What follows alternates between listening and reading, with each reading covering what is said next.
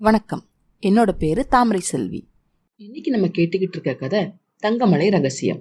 வாங்க கதைக்குள்ள போகலாம். இந்த சமயத்துல நாட்டை விட்டு திரும்ப காட்டுக்கே போயிடுறான் கஜேந்திரன். அவனோட யானைகளோட சேர்ந்துடுறான்.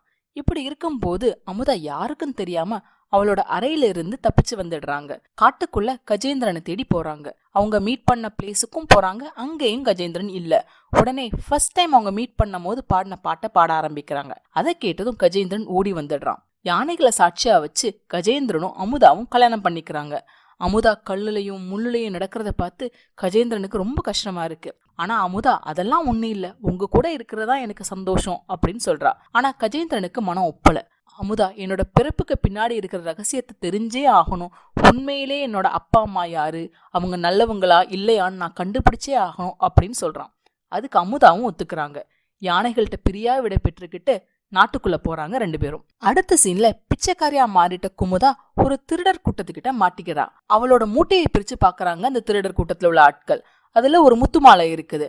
அதை எடுக்க ட்ரை பண்றாங்க. ஆனா அதுக்கு குமுதா இது என்னோட ஹஸ்பண்ட் அப்படின்னு சொல்றா. அதை பார்த்து அதுக்கு பைத்தியம் அப்படின்னு சொல்லி சிரிச்சுட்டு அவளை தள்ளி விட்டுட்டு அந்த முத்து மாலையை எடுத்துட்டு போயிடுறாங்க அந்த திருடர் கூட்டம். கீழே விழுந்ததுல மயங்கிடுறா அமுதா. மயக்கம் தெளிஞ்சு எந்திரிச்சு பார்த்ததுல அவளுக்கு கொஞ்சம் பிரம பிடிச்ச மாதிரி என் முத்து மாலை, என் புருஷன் அப்படின்னு புலம்பிக்கிட்டு இருக்கா. திருடிட்டு போன திருடங்க முத்து மாலையை ஒரு நகை கடையில கொடுத்து பைசா வாங்க போறான். அதே கடைக்கு கஜேந்திரனும் அமுதாவும் தான் நகைகளை வச்சு பணம் வாங்குறதுக்காக உள்ள போறாங்க. அந்த கடைக்காரர் நகையை பரிசோதிச்சுக்கிட்டு இருக்கும் போது கஜேந்திரனோட பார்வை அந்த முத்து மாலை மேல விழுகுது. ரொம்ப அழகா இருக்கே அப்படின்னு அவன் கையில எடுத்து பாக்குறான். அதை பார்த்து அமுதா, அது கையில இருக்கிறத விட உங்க கழுத்துல இருக்கிறது அழகா இருக்குன்னு சொல்லி அவன் மாட்டி விடுறா.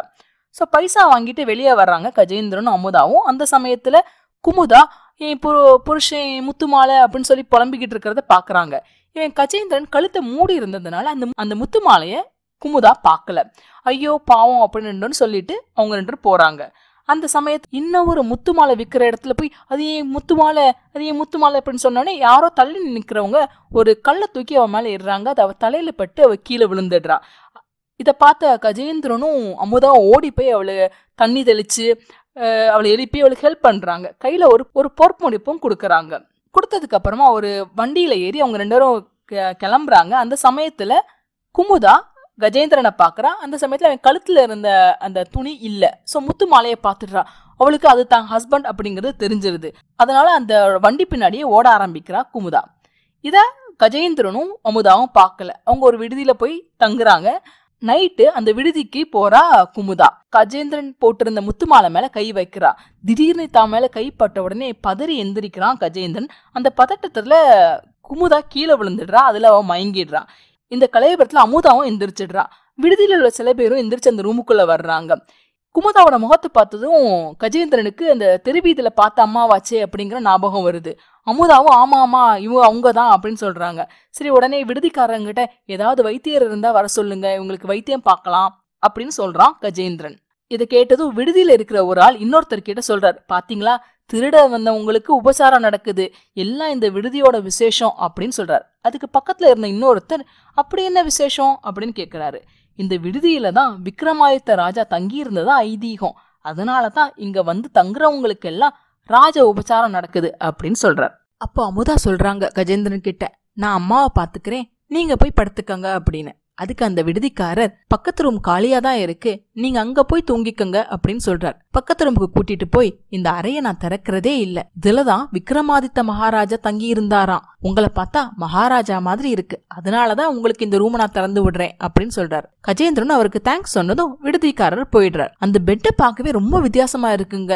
பெட்டோட கால் ஒன்னொன்னும் இந்த நடனம் ஆடுற பொம்மைகள் மாதிரி இருக்குது. கஜேந்திரன் அந்த பெட்டை கும்பிட்டுட்டு அது மேல ஏறி படுக்கிறான். அவன் படுத்த உடனே அந்த பெட்டு கால்ல இருந்த ஒரு நடன பொம்மை சிரிக்க ஆரம்பிக்குது. இதை கேட்டதும் பதறி பாக்குறான் கஜேந்திரன். பக்கத்து கால்ல இருந்த பொம்மை இந்த பொம்மை கிட்ட, இத்தனை காலம் கழிச்சு சிரிக்கிறியே, என்ன விஷயம் அப்படின்னு கேக்குது. அதுக்கு இந்த முதல் பொம்மை, இந்த உலக விசித்திரத்தை நினைச்சேன் அதான் சிரிச்சேன் அப்படின்னு சொல்லுது. அது என்ன விசித்திரம் அப்படின்னு ரெண்டாவது பொம்மை கேட்டதுக்கு, இங்க படுத்திருக்கானே இவன் மன்னாதி மன்னனோட மகன், இவன் கழுத்துல போட்டு இருக்கானே இந்த வித்தியாசமான மாலை, இதுதான் இவனோட அப்பா, அது அவனுக்கே தெரியாது, பக்கத்து ரூம்ல ஒருத்தி இருக்காளே அவதான் இவனோட அம்மா அப்படின்னு சொல்லுது அந்த பொம்மை. இவங்களுக்கு ஏன் இப்படி ஒரு நிலைமை வந்துச்சு அப்படின்னு அந்த ரெண்டாவது பொம்மை கேட்கறதுக்கு எல்லாம் கொடுமைக்காரங்களோட சூழ்ச்சி அப்படின்னு சொல்லுது இந்த பொம்மை. வர்ற பௌர்ணமி அன்னைக்கு இவனோட அம்மாவும் அப்பாவும் சுய உருவுக்கு வரலைன்னா கடைசி வரைக்கும் அவங்க இப்படியே இருந்துட வேண்டியதுதான் அப்படின்னு சொல்லுது அந்த முதல் பொம்மை. ஐயோ பாவமே, இவங்க சுய உருவத்துக்கு வர்றதுக்கு என்ன வழி அப்படின்னு ரெண்டாவது பொம்மை கேக்குது.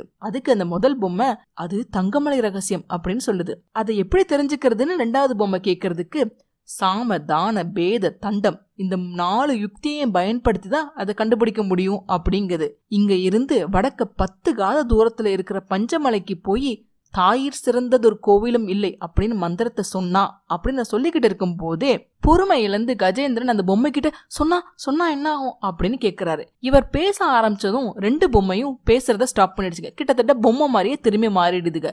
எவ்வளவு அவர் கெஞ்சி கேட்டுமே அந்த பொம்மையை அதுக்கப்புறம் பேசவே இல்லை. உடனே கஜேந்திரன் அவசரமா பக்கத்து ரூமுக்கு ஓடி போய் குமுதாவை கட்டி பிடிச்சு அம்மா அம்மான்னு அழுகிறார். இதை பார்த்ததும் அமுதாவுக்கு ஒரே குழப்பமா இருக்கு. உடனே என்னாச்சு அப்படின்னு கஜேந்திரன் கேட்கும் போது நடந்தது எல்லாத்தையும் கஜேந்திரன் சொல்றான்.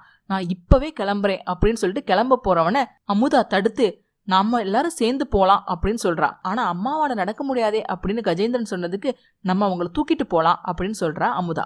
என்னங்க, கதை சுவாரஸ்யமா போய்கிட்டு இருக்கா? மிச்ச கதையை அடுத்து வரும் பதிவுகள்ல கேட்கலாம். நன்றி, வணக்கம்.